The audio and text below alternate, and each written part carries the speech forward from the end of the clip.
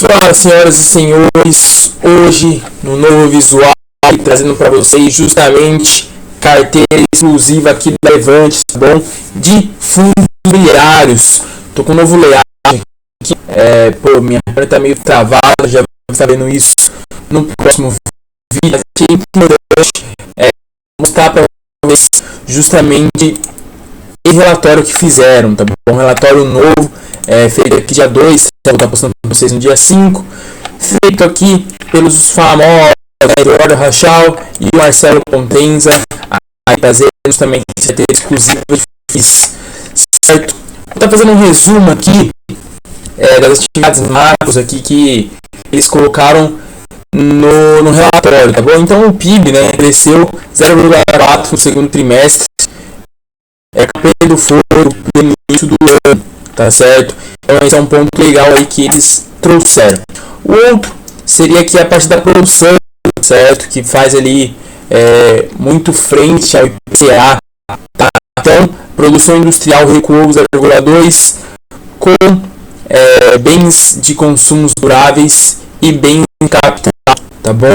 O setor de serviços continua avançando, sendo um dos principais pontos que deixou o IPCA para cima, tá bom? O IPCA cheio surpreendeu para baixo recentemente, tá? Fechou em 5,7% em 2 meses, bem acima da meta que é de 4%, tá bom? A ata 275, que é o material que o cupom ali, né, o Comitê de Política Monetária lança a gente, que é justamente o pessoal que define a Selic, o pessoal que define juros compulsórios, teve aqui, né, fizeram a manutenção da Selic, tá, em patamar restritivo por período prolongado e é necessário para assegurar a convergência das expectativas, tá bom? Esse foi um dos planos que o pessoal da data trouxe, justamente o pessoal do Copom, tá bom? O Brasil combina atividade de desinflação e inflação corrente mais benigna, tá bom? São alguns pontos aqui que eles trouxeram no resumo macro pra gente. Outro ponto aqui, né, já falando dos fundos imobiliários, aquele investimento que você recebe todos os meses e que é bom receber todos os meses quando vem dele, tá? Então, em dezembro de 2025 fechou aqui com uma alta, o IFIX, né, de 3,14, tá? E no período todo 21,15%. É um ponto muito bacana aí, né? E eles fizeram aqui um volume, né, que eu acho até legal, né? A gente em dezembro teve resultados mistos, tá? E eles trouxeram os fundos até liderando o retorno, tá, de dezembro, subindo 5,84%, tá? Escritórios também, tá? Olha aí a força dos escritórios, né? Escritórios, acho que o desempenho aí desses fundos o menor que teve em 2025, mas veio crescendo em dezembro, tá bom? Aqui 5,18, tá? De logística, como a gente sempre gosta, é aquilo, né? Subindo 1,30, sendo dos piores setores que menos performaram em dezembro também, e multicategoria 2,2, tá bom? Se a gente olha o ano por completo, a gente vê que multi-estratégia teve 26%, então foi a maior classe de fundos que teve no ano todo, tá? E aí eu trouxe um plano para vocês, um dado que eu acho que é muito relevante para vocês terem uma carteira de fundos, tá? Fundos recebíveis, de fiagros, fundos de papel, seja de PCA, inflação, a gente tem aqui 17%, tá, de desempenho em um ano. E olha, até mesmo escritórios tiveram um desempenho melhor do que os recebíveis, tá? Isso aqui é um ponto que muita gente olha, né?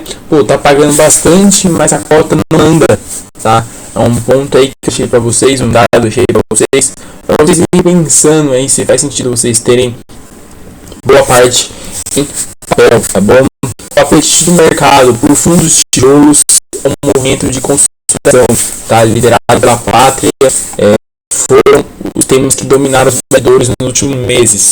Então, a logística, né? Pô, tem gigantescos aí na bolsa e ela quer justamente concentrar todos eles em que eu consigo pensar, tá? Mas o principal dele ser o HLG, o maior fundo da bolsa, se eu não me engano, de tijolo já, tá?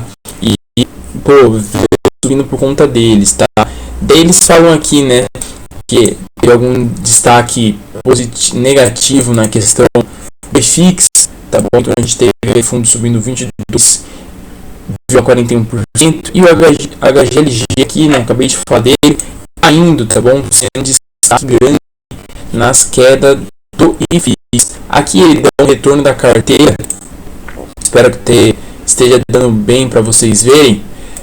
O que a gente tem aqui, tá? Em dezembro, o retorno da carteira e o retorno do IFIX, o Yield to Date, tá? Então em 12 meses, em um ano no caso, e nos 12 meses, tá? A gente vê que de início, olha só como uma carteira bem gerida, uma carteira escolhendo ativos faz sentido, tá? 30% frente a 25%, tá bom? Então são alguns pontos e né, dos da própria carteira. E aqui eu acho um ponto bom, né? Falaram aqui do HGLG, tá? HGLG, isso na verdade não, do PMIX, tá bom? Que trouxe um dividendo extraordinário aí de 11 centavos por cota. Os dividendos anteriores era aqui de 9 centavos, tá? Então foi isso que fez o PMIX 11 ter esse boom. E o SXS11 também é um fundo de muita estratégia, né? Com a alta do setor de muita estratégia, tá? São alguns pontos aqui. A gente teve, né, o destaques detratores, que foi justamente o HGLG, TLG e o HGRU. Vocês percebem algum ponto aqui que eles têm em comum? E por isso teve esse destaque detratores, destaque negativo, tá? Justamente por ser FIIs de tijolo, tá bom? Então são FIIs consolidados. O HGLG é o maior FII de logística que a gente tem na bolsa. O BTLG, né, gerido pelo BTG também de logística, tá? O HGRU também da Pátria, né? Então são grandes dos diversos setores. Então o HGLG teve um mês bastante movimentado. O fundo concluiu a 10ª oferta de cotas, então foi uma oferta aí boa, o HGLG, tá? Levantando aí 1,4 bilhão de reais, tá? E os recursos foram disponibilizados para aquisição de 2 conjuntos logísticos, tá? Hoje o fundo tem 37 imóveis, quem já pensou nisso, e 146 locatários. Um ponto legal aqui de falar, né? Os familiares ainda estão colocando ali em conseguirem vários imóveis, tá? A gente os primos que a gente ia ali dos fundos imobiliários são os REITs. Os REITs são meio que primos, tá? Mas eles conseguem pegar dívida. Se a gente olha, que o maior rate que a gente tem no mundo tem 12 mil imóveis. Comparado com o HGLG, que é já o maior FII da bolsa, de 37, é uma diferença discrepante, né? E é um ponto que eu venho trazendo para o pessoal, que é justamente de dolarizar o patrimônio, tá? Caso você queira saber mais sobre fundos imobiliários, mais sobre rates, queira começar a investir, conte aqui comigo, tá? Digita ali um comentário que eu vou estar entrando em contato para você, seu número do WhatsApp, para a gente bater um papo melhor, te mostrar como funciona os investimentos em si, na prática, tá? Então, voltando aqui, né? Além disso, em dezembro teve uma reavaliação do contrato, tá bom? E o valor aqui da valorização em média do portfólio foi de 3,2, tá? Um ponto legal. O HGLG, né, teve esse movimento justamente por conta dessa assembleia que teve do FB11, do PAT-L11, o canal aqui embaixo falando deles, tá bom? Ou seja, os três se tornando só, um ponto importante aí. Aqui teve a movimentação da carteira, fizeram irracional por conta disso. Eu acho que antes a gente ver o que eles fizeram, acho que racional é mais importante disso, tá? Até porque a gente pode escolher outros fins que faz mais sentido buscando esse racional deles, tá? Então, eles fizeram das partes de fundos indexados ao CDI, porque eles negociam ou acima dos patrimônios, tá? E é um ponto muito importante você ficar vendo isso de recebíveis, porque a cota não varia, tá bom? É um ponto legal aí. O valor que eles têm em patrimônio não varia, não é igual aos móveis, tá? E fizeram aqui a compra do PCP11, tá? Fundo indexado já sugerido pelo time da Pátria, olha só, que pode beneficiar com o fechamento de juros e com a remarcação a mercado do seu patrimônio líquido, tá? Então, compraram aqui 5%, fizeram justamente essas vendas aqui, o VIGIR, o AZPL11, o HSAF11, o CANUC 11 e o CDI 11, tá bom? O CDI 11 que deu CDI 11, né, que deu uma bolada aí, continua pagando 1% de dividendo ao mês, mas subiu a cota, tá? E por isso é que eles fizeram essa venda aqui forte. Outra coisa, né, esses fundos, por serem indexados ao DI, eles podem ser considerados como fundo de caixa carteira, tá bom? Então é um ponto legal, porque você sempre vai ter a possibilidade de estar gerando ali aqueles 1% que a gente tem hoje, tá? Aqui eles falam do AZPL11, tá? Que o fundo entrou no portfólio, saiu, na verdade, do portfólio, né? Ele entrou aqui, entrou em setembro de 2024, deu um retorno de 13,11%. Olha, setembro deu o que? Deu uns 5 meses e deu um retorno desse, é algo bom, né? A decisão, né, é pautada ali pela sua liquidez, tá bom? Justamente por isso. Voltando a falar do PCP11, que entra para o portfólio 5%, acho que é a maior